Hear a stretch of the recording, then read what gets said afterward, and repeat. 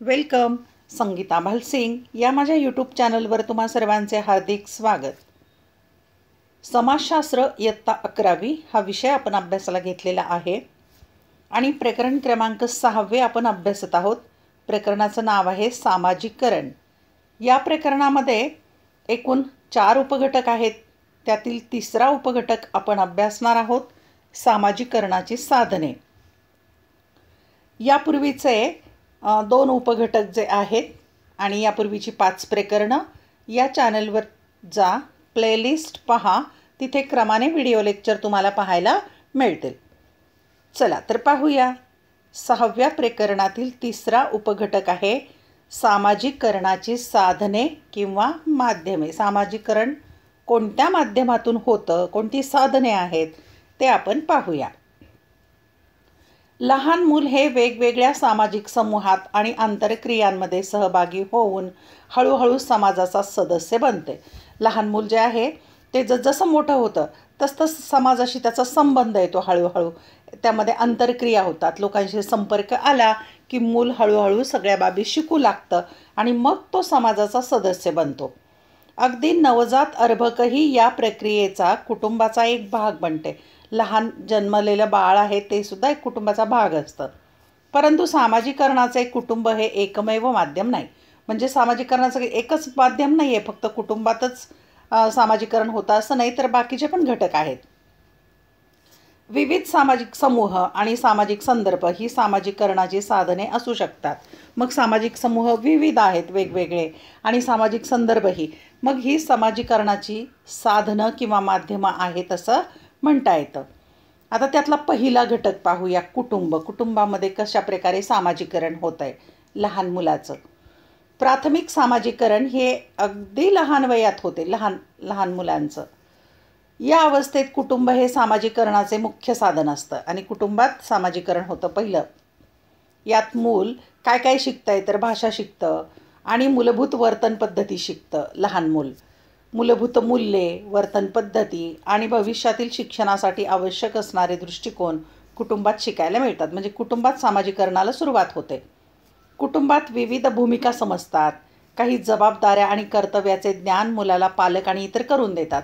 मग त्या लहान मुलाला जबाबदाऱ्या कळू लागतात, विविध भूमिका समजतात, त्याचं कर्तव्य समजतं. या गोष्टी कुटुंबामध्ये ते मूल शिकायला लागतं. म्हणजे कुटुंबियांच्याकडून हे ज्ञान मिळतं त्याला. हे प्रामुख्याने अनौपचारिक स्वरूपाचे शिक्षण असते. हे काही औपचारिक शिक्षण पद्धती नाही आहे, अनौपचारिक शिक्षण पद्धती कुटुंबामध्ये असते. प्रामुख्याने ते सकारात्मक आणि नकारात्मक स्वरूपाचे असते. दोन्ही पण असतं, सकारात्मक पण असू शकतं आणि काही बाबी नकारात्मक पण असतात, पॉझिटिव्ह निगेटिव्ह.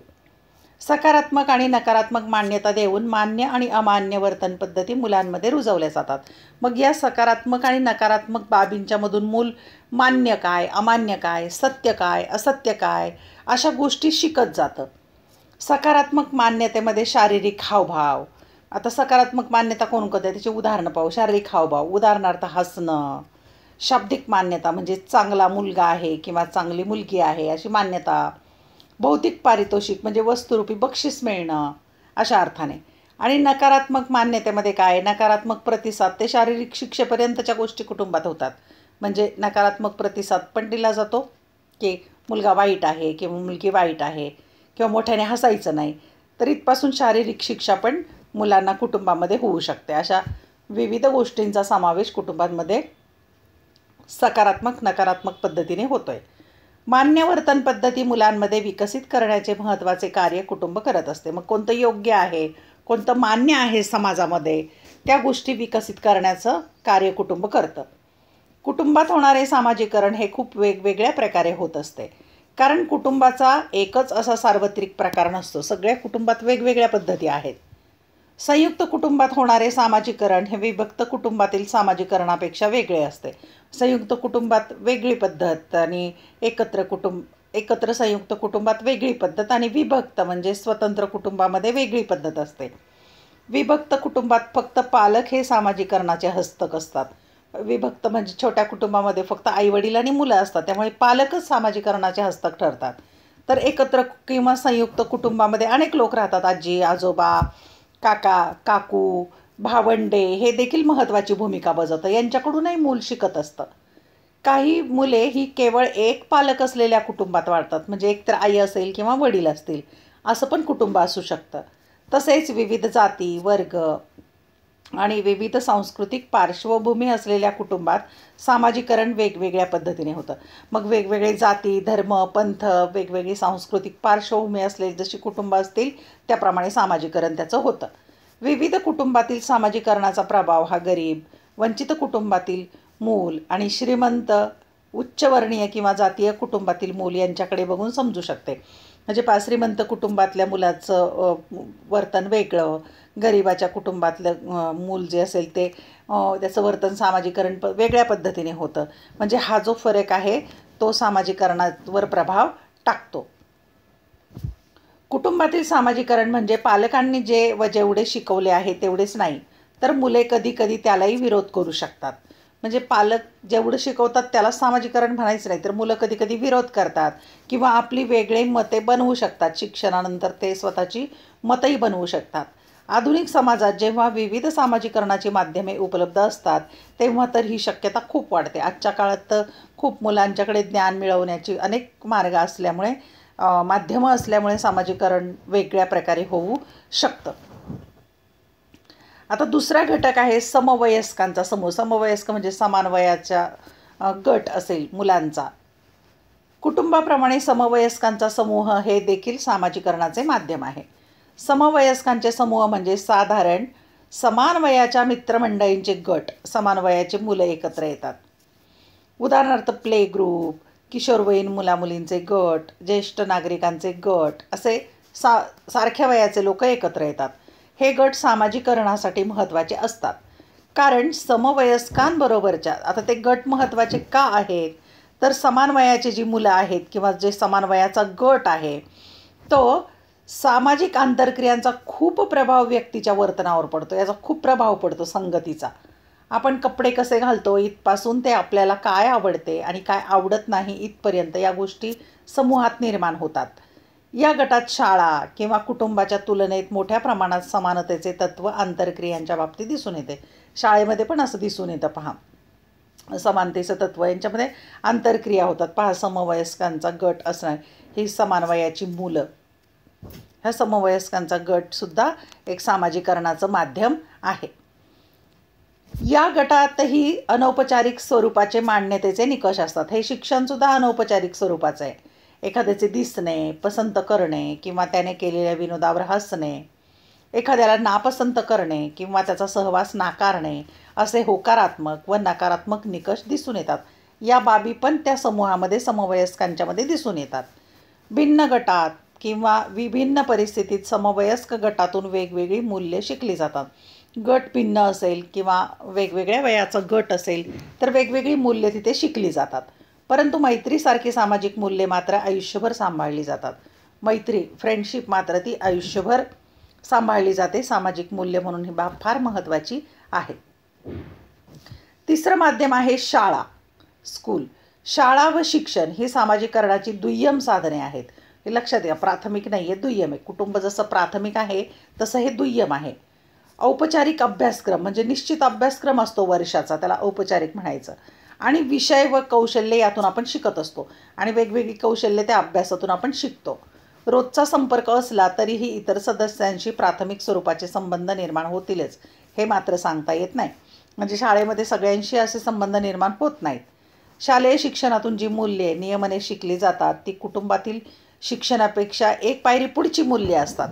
कुटुंबात जे नाही आहे ते पुढे शाळेमध्ये मिळतं. वेगवेगळी मूल्य आणि नियमने असतात. शाळेतून शिकल्या जाणाऱ्या मूल्य व भूमिकांची व्याप्ती अधिक असते. मोठ्या प्रकारे व्याप्ती आहे याची. शाळेत ग्रेड, बक्षीस, कौतुक, प्रोत्साहन देणे अशा सकारात्मक पद्धती, म्हणजे या गोष्टी सकारात्मक आहेत की पहिला नंबर येणं, ग्रेड मिळणं, बक्षीस मिळणं, चांगलं नाटकात काम केलं, कौतुक होणं, प्रोत्साहन होणं, या सकारात्मक बाबी शाळेमध्ये घडतात. व काही परिस्थितीत नकारात्मक पद्धतींचा अवलंब केला जातो. काही वेळेला निगेटिव्ह पण गोष्टी होतात. सांघिक भावना खेळांच्या माध्यमातून घडतं. स्पर्धात्मक गुण, शिस्त, अनुचलन या भावना रुजवून विद्यार्थ्याला पुढील जीवनासाठी तयार केलं जातं आणि हे गुण त्याच्यामध्ये विकसित केले जातात आणि विद्यार्थ्याला पुढील जीवनासाठी तयार केलं जातं. म्हणजे सामाजिकरण होतं शाळेमध्ये. मुलांच्या शिक्षणावर परिणाम करणाऱ्या अप्रत्यक्ष अभ्यासक्रमाचा विचारही समाजशास्त्रज्ञ करतात. म्हणजे अभ्यासक्रमाचाही विचार इथे केला जातो. अप्रत्यक्ष अभ्यासक्रम म्हणजे शाळेत जाण्याच्या दैनंदिन प्रक्रियेतून आपण अप्रत्यक्षरित्या जे शिकतो ते सर्व काय. म्हणजे फक्त शाळेचा अभ्यासक्रमच महत्त्वाचा नाही, पण शाळेत गेल्यानंतर अनेक गोष्टी शिकल्या जातात, त्या सगळ्या बाबी यामध्ये येतात. सत्ता व अधिकारापुढे नतमस्तक होण्यापासून एकूणच व्यवस्थेचा मान राखणे हे आपण शाळेत अप्रत्यक्षरित्या शिकतो. शिस्त, पालन वगैरे गोष्टीतून सत्ता माहिती होते, अधिकार माहिती होतो, तिथे नम्रतेने राहावं लागतं, एकूण व्यवस्थेचा मान ठेवावा लागतो. या बाबी शाळेत अप्रत्यक्षरित्या शिकल्या जातात. कोणतेही प्रश्न न विचारता आहे तसा व्यवस्थेचा स्वीकार करणे हे त्यातून सूचित केले जाते. आता उदाहरण पाहू आपण. जेव्हा अभ्यासक्रमाव्यतिरिक्त काही उपक्रम घेतले जातात तेव्हा शाळा परिसर स्वच्छतेचे काम मुलांपेक्षा मुलींना दिले जाते. परिसर स्वच्छतेचं काम मुलांच्यापेक्षा मुलींना दिलं जातं. जड काम असेल तर मुलांना दिलं जातं. सध्याच्या काळात शाळांमध्ये अशा कामात समानता आणण्याचे प्रयत्न होताना दिसत आहेत. आजच्या काळामध्ये शाळेमध्ये मात्र मुलामुलींना समान पद्धतीने काम देण्याचा प्रयत्न केला जातो. पुढचा घटक आहे किंवा पुढचं माध्यम आहे प्रसार माध्यमे. क्रमांक 4चा घटक प्रसार माध्यमे. आधुनिक काळातील अत्यंत महत्त्वाचे सामाजिकरणाचे माध्यम किंवा साधन म्हणजे प्रसार माध्यमे. आजचा जर काळ इन्फॉर्मेशन टेक्नॉलॉजी किंवा तंत्रज्ञानाच्या युगामध्ये म्हणूया, प्रसार माध्यमे खूप महत्त्वाची भूमिका पार पाडतात. प्रसार माध्यमे हे आपल्या दैनंदिन जीवनाचे अविभाज्य भाग बनले आहे. मग ते TV, मोबाईल असेल किंवा वर्तमानपत्र असेल. एका वेळी खूप मोठ्या जनसमुदायासमोर तटस्थपणे आपली एखादी गोष्ट मांडण्याचे, म्हणजे मोठा समुदाय आहे आणि त्याच्यासमोर आपली गोष्ट महत्त्वाची आहे ती मांडण्याचं एक साधन आहे. व्यक्तीच्या व्यक्तिमत्वावर प्रभाव पाडणारे संदेश म्हणजे मेसेज देणं, माहिती यांचे मोठ्या प्रमाणावर प्रसारण या माध्यमांद्वारे केले जाते. माहिती, ज्ञानाचा प्रसार होतो त्या माध्यमातून. प्रसार माध्यमांमध्ये पारंपरिक छापील माध्यमे म्हणजे प्रिंट केलेली माध्यमं पण असतात. ती उदाहरणार्थ कोणती, वर्तमानपत्र, मासिकं इत्यादी.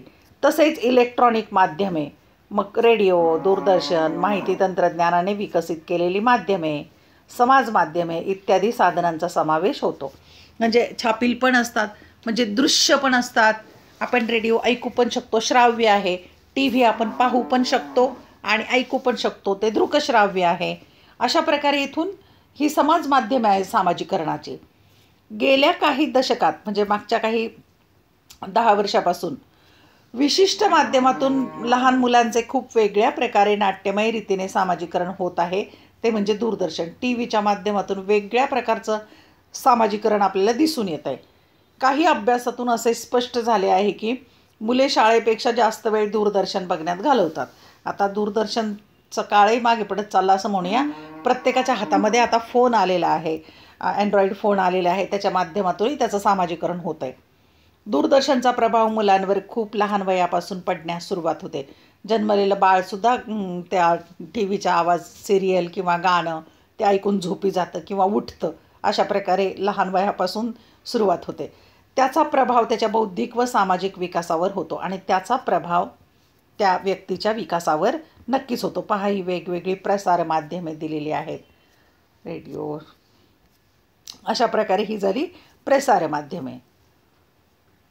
सामाजिकरणाची साधने म्हणून प्रसार माध्यमाच्या भूमिकेत आधुनिक तांत्रिक विकासाचा खूप परिणाम झाला. आधुनिक काळातलं इन्फॉर्मेशन टेक्नॉलॉजी किंवा टेक्नॉलॉजी आहे तांत्रिक, ती फार महत्त्वाची आहे.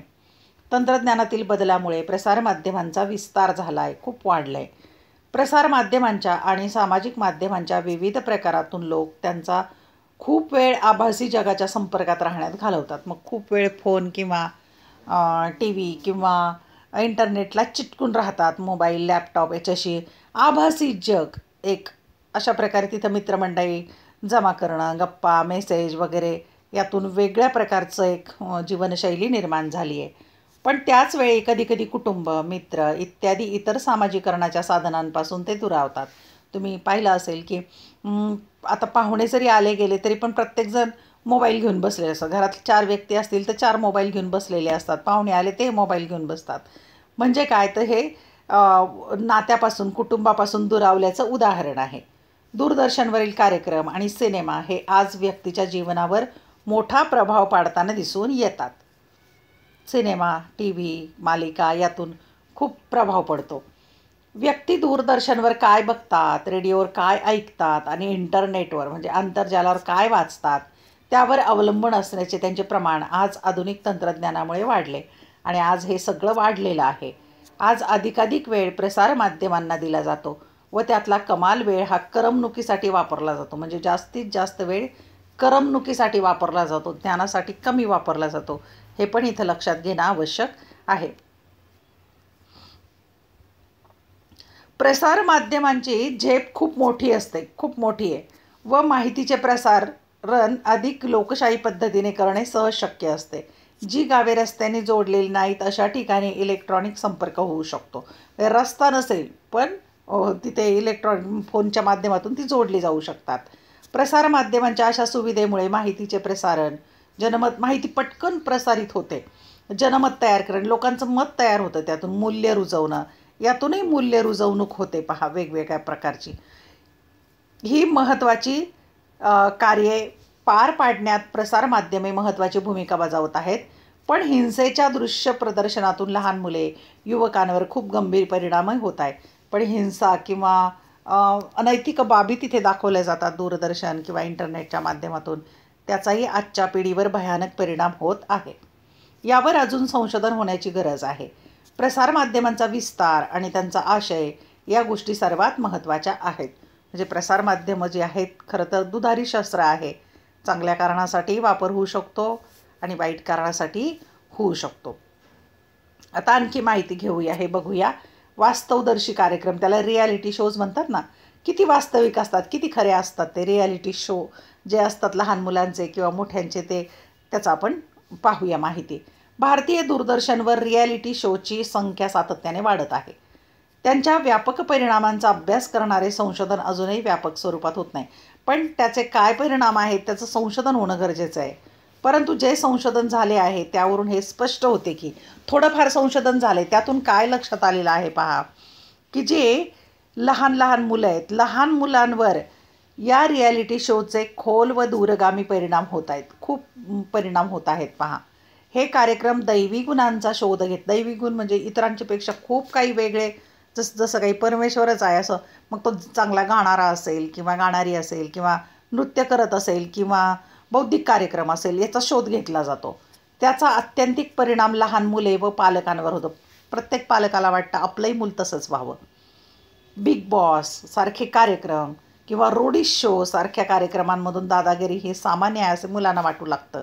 बिग बॉसमध्ये पाहते कशा प्रकारचे वादविवाद चालतात, मतभेद चालतात, किंवा रोडी शोमध्ये कशा प्रकारे डॅशिंगपणा किंवा दादागिरी दाखवली जाते किंवा साहस दाखवलं जातं. या सगळ्या गोष्टींचा मुलांवर परिणाम होतो पहा. या गोष्टी फार महत्त्वाच्या आहेत. दाखवले जाते. तसेच अत्यंत शिवराळ भाषाही वापरली, शिवराळ म्हणजे खूप खराब भाषा वापरली जाते. प्रौढ प्रेक्षकांच्या हे लक्षात येते की हे सर्व आधीपासूनच ठरवलेले असते. म्हणजे मोठ्या माणसांना माहिती आहे की ते ठरवून केलेलं आहे म्हणून, पण मुलांची तेवढी परिपक्वता नसते. लहान मुलांना कुठे कळतं की ते खरं आहे का खोटं आहे. मग ते खोटंच आहे पण ते खरं मानतात. त्यामुळे खऱ्या आणि खोट्यातला फरक त्यांच्या लक्षात येत नाही व कथित खऱ्या खोट्याची सरमिसळ होऊन त्यांच्या मनात गोंधळ निर्माण होतो. त्यामुळे खरं खोटं काही कळत नाही. सिरियलमध्ये, नाटकात किंवा इंटरनेटवर जे दाखवलं ते सगळं खरं आहे असं त्यांचं वाटतं. काही वास्तव कार्यक्रमांमध्ये असेही दाखवले जाते की स्पर्धक आपल्या जीवाची पर्वा न करता अत्यंत धोकादायक कृत्य करत असतात. त्या रोडी शोमध्ये दाखवतात खूप साहसी कृत्य करतात ती. मग लहान मुलं त्याचे अनुकरणातून गोष्टी शिकत असतात की लहान मुलं, ते स्पायडरमॅन सिरियल आलं होतं त्या काळामध्ये, मग मुलंही तसं करण्याचा प्रयत्न करणं किंवा शक्तिमानसारखं करणं, कुठून तरी उडी मारणं, अशा अनुकरण करू शकतात. भयानक गोष्टी घडू शकतात. अनेकदा असे कार्यक्रम पाहून मुलेही धोकादायक कृत्य करण्याचा प्रयत्न करतात.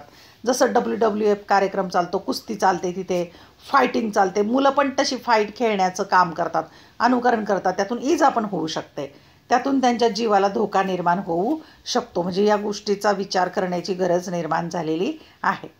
आता तुम्हाला उपक्रम दिलेला आहे पहिला या प्रकरणामध्ये, ब्ल्यू व्हेल हा गेम आहे पहा. एक एक एक एक पायरी पुढे जात जात अनेकांनी जीव पण गमावला आहे या गेमच्या नादात. ब्ल्यू व्हेलसारख्या ऑनलाईन गेमच्या आव्हानांवर आणि त्यातल्या धोक्यांवर एक गटचर्चा आयोजित करा. मग तुम्ही पण पहा, वेगवेगळ्या प्रकारचे गेम खेळता, त्याचे फायदे तोटे किंवा त्याचं काय नुकसान आहे, धोके काय आहे, त्याची चर्चा करा. मुले असे धोके पत्करायला का तयार होतात याची उत्तरे शोधण्याचा प्रयत्न करा. असं का बरं करत असतील ती मुलं? यात पालकांचा दोष आहे का? आणि कायद्याची भूमिका काय असावी याचाही विचार करा. या गोष्टींच्या म्हणजे ऑनलाईन गेमच्या संदर्भात तुम्ही चर्चा करा. दुसरा उपक्रम दिलेला आहे, दूरदर्शनवरच्या जाहिराती किंवा संदेश पहा आणि भ्रष्टाचार, मादक द्रव्याचे सेवन, धूम्रपान व इतर महत्त्वाच्या प्रश्नांबाबत जाणीव जागृती निर्माण करण्यात हे माध्यम किती प्रभावी ठरते आहे याचा विचार करा.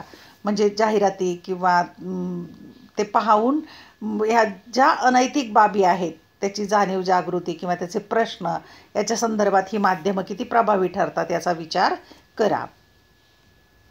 पुढचा 5वा घटक आहे, माध्यम आहे शेजारी. आपले शेजारी राहतात, नेबर. शेजाऱ्यांबरोबरचा संपर्क हे सामाजिकरणाचे एक महत्त्वाचे साधन आहे. गाव, शहर किंवा उपनगरात भौगोलिकदृष्ट्या एकत्र राहणारा समुदाय म्हणजे शेजारी होय. शेजारी कोणाला म्हणायचं तर एका गावात किंवा एका शहरात किंवा उपनगरात भौगोलिकदृष्ट्या राहणारे, एकत्र राहणारे लोक, ते समुदाय, त्याला शेजारी म्हणायचं. एक सामाजिक समुदाय म्हणून शेजाऱ्यांच्या समोरासमोरचे प्रत्यक्ष संबंध प्रस्थापित होतात. कुटुंबापेक्षा मोठे असे स्थानिक सामाजिक एकक असते, म्हणजे कुटुंबापेक्षा मोठा भाग आहे हा. या मोठ्या समुदायाचा कुटुंब हा एक भाग बनते.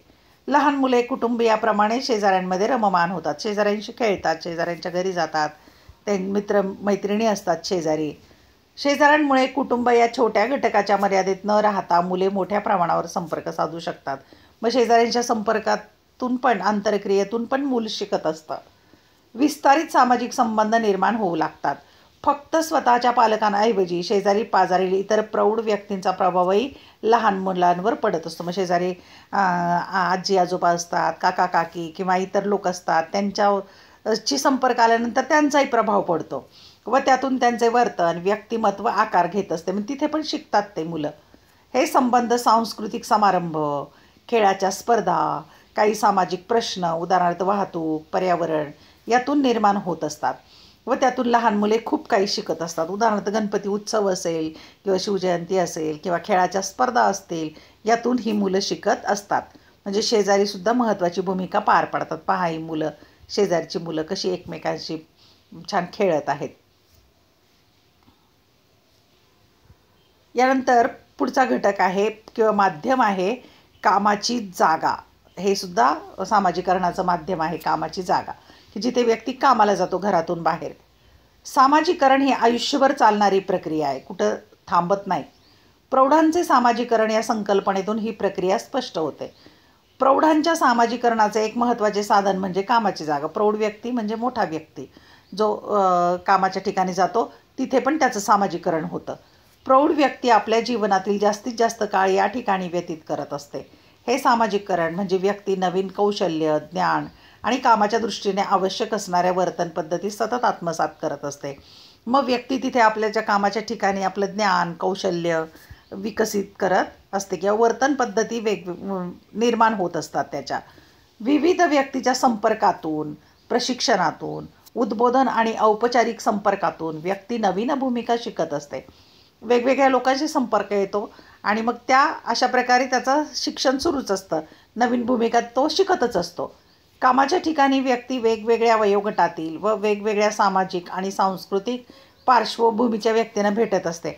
आता तिथे वयोगट पण समान नसतो, वेगवेगळ्या सामाजिक स्थितीतले असतात, वेगवेगळ्या सांस्कृतिक पार्श्वभूमीतले वेगवेगळ्या जाती धर्माचे लोक एकत्र येतात, तिथे भेटतात आणि त्यातून त्यांचं सामाजिकरण होतं.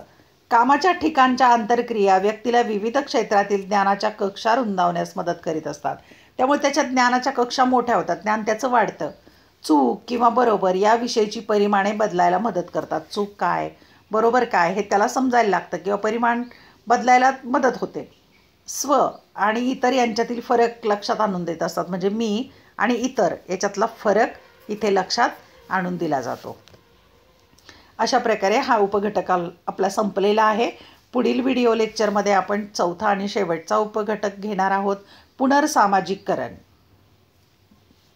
धन्यवाद. व्हिडिओ लेक्चर आवडल्यास चॅनल सबस्क्राईब करा, बेल आयकॉन प्रेस करा, म्हणजे मी नवीन व्हिडिओ पोस्ट केला की त्याचं नोटिफिकेशन मिळेल.